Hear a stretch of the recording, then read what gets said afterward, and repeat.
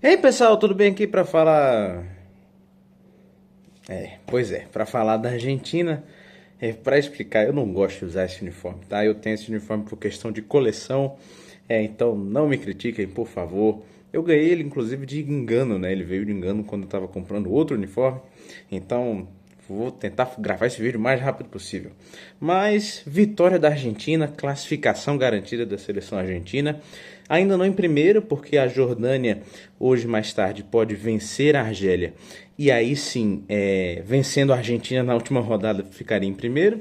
É improvável, mas a Argentina deve garantir esse primeiro lugar, que faz com que essa seleção enfrente nos 16 avos o segundo colocado do grupo da Espanha, que nesse momento é o Uruguai. Teríamos um confronto entre campeões do mundo, um confronto clássico sul-americano, o jogo mais antigo do futebol sul-americano, mas para isso o Uruguai vai ter que primeiro garantir sua vaga, que, como discutimos ontem, está numa situação bem difícil. Mas vamos falar do jogo da seleção argentina. Um jogo que, como previsto, foi bem mais complicado do que o jogo com a Argélia. A Argentina encontrou na seleção austríaca uma das suas grandes dificuldades. Uma seleção que usa da pressão alta, principalmente na pressão da saída de bola e na pressão pós-perda imediata para recuperar e para dificultar o jogo do adversário. É algo que deixou a Argentina, em boa parte do jogo, desconfortável. O primeiro tempo, por exemplo, que começa com um domínio absurdo da seleção argentina, como nós sabemos que joga com leveza, com aquelas trocas de passe muito próximas, né? Com Messi encontrando aqueles espaços e voltando para tabelar com qualquer que seja o jogador. E com esses próprios jogadores, que são todos de muito boa qualidade, encontrando os espaços também para tabelar com o Messi. Acaba que nesse tipo de lance, e no caso de um lançamento do Facundo Medina, se eu não me engano, para o Lautaro Martinez, surge um pênalti bem marcado, na minha opinião. E nesse pênalti o Messi tinha a chance de quebrar o recorde, né, de chegar aos 17 gols em Copa do Mundo, que o tornaria o maior artilheiro da história da Copa isoladamente, mas ele perde o pênalti numa posicionamento muito bom do Alexander Schlager, goleiro, que talvez se a bola tivesse ido no gol, pegasse. A partir daí, a Áustria ganha muita confiança no jogo, consegue colocar em parte o seu jogo para funcionar, né? Teve uma série de boas oportunidades. Foi um jogo bastante físico. A Argentina é um time que não tem problema nenhum em partir para a parte física. É um time muito provocador, inclusive, nesse sentido, de tornar o jogo tenso para o adversário, porque sabe da qualidade que tem. E faz com que, travando a partida do outro time, que tendo ou não qualidade para jogar, torne o jogo estressante, né, nervoso. E tentou fazer isso, mas tinha do outro lado uma outra equipe que usa isso muito bem, né? Tem jogadores em um meio campo forte para justamente brigar por todas as bolas.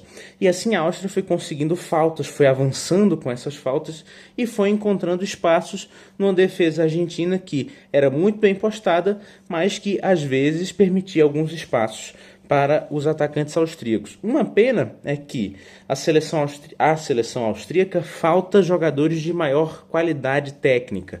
Tem nesse time titular o Sabitzer, que joga mais ou menos como um meia pela esquerda, mas que no seu melhor momento poderia jogar, por exemplo, como um meia de armação.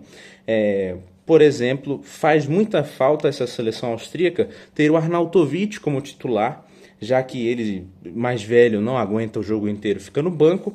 E quem jogou hoje foi o Gregorich, que é um cara fisicamente forte, mas tecnicamente bem mais limitado, né?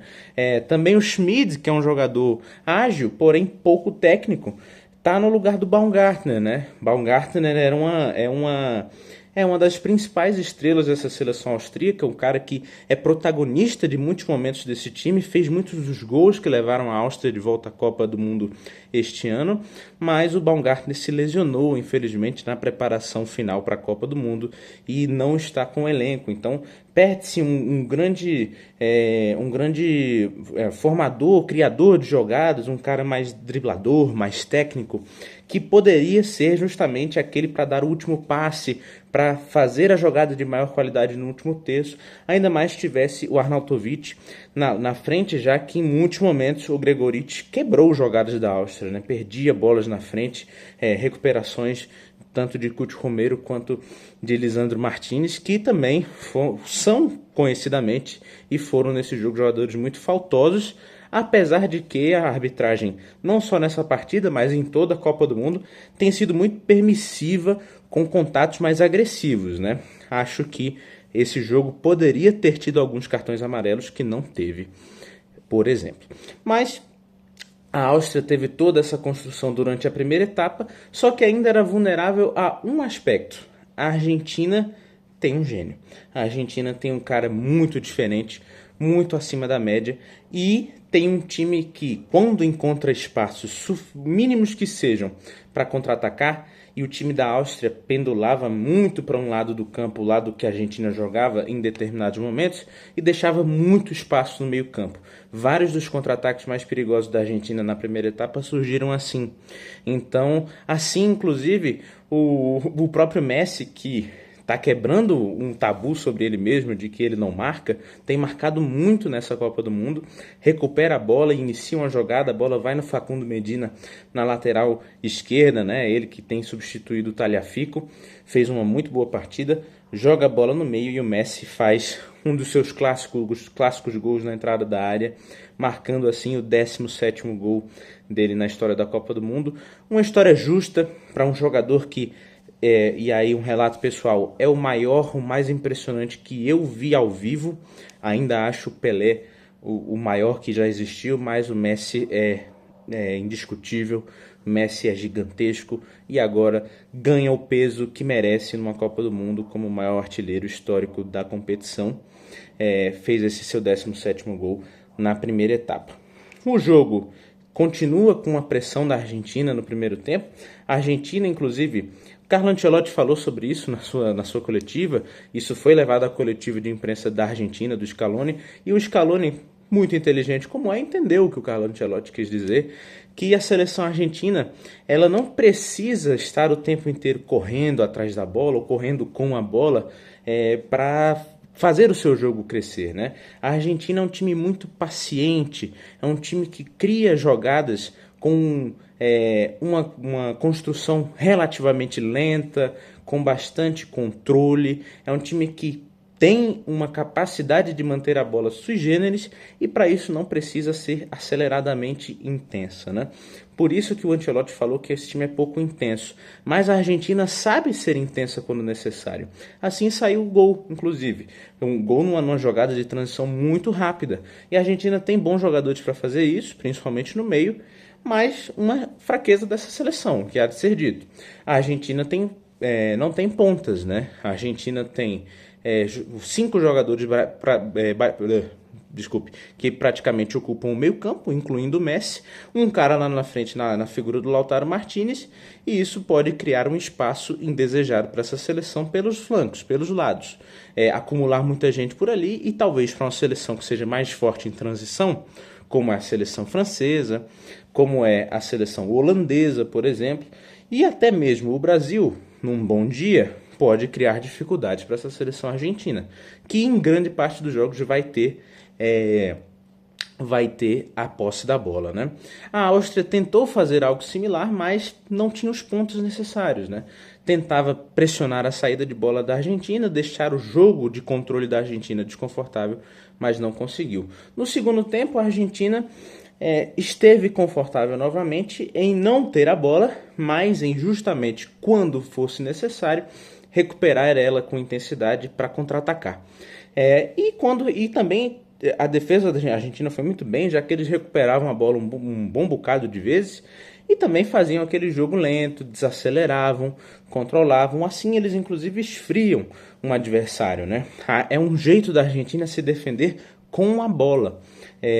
E assim, no segundo tempo, nós vimos uma inversão de papéis. A Argentina fazendo esse controle com bola, tentando lançar a bola para os seus atacantes e conseguindo poucas vezes, já que não tem esses jogadores de aceleração, ou pelo menos eles não estão no time titular, né? Talvez o Giuliano Simeone, por exemplo, seja um cara assim, o Nico Gonzalez um pouco menos, mas é um cara de ponta, por exemplo. E esses jogadores não fazem parte do time titular. A bola funcionava melhor quando a Argentina, que costuma fazer isso, joga por baixo, encontra os seus meias e encontra Messi. E aí o Messi é um cara muito desequilibrante. Grande parte das boas chances da Argentina no segundo tempo surgem nos pés dele, né?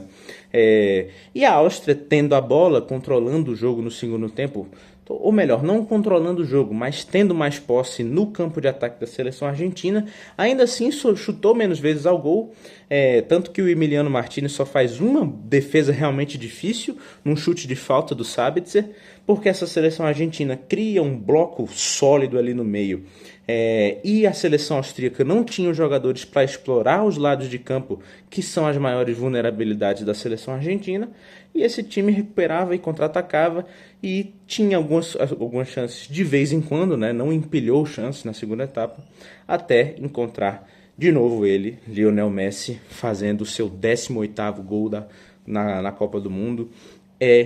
Agora disparadamente o maior artilheiro da história dessa competição tão importante. O gol surgiu nos acréscimos, ali realmente matou a seleção austríaca qualquer chance que tinha.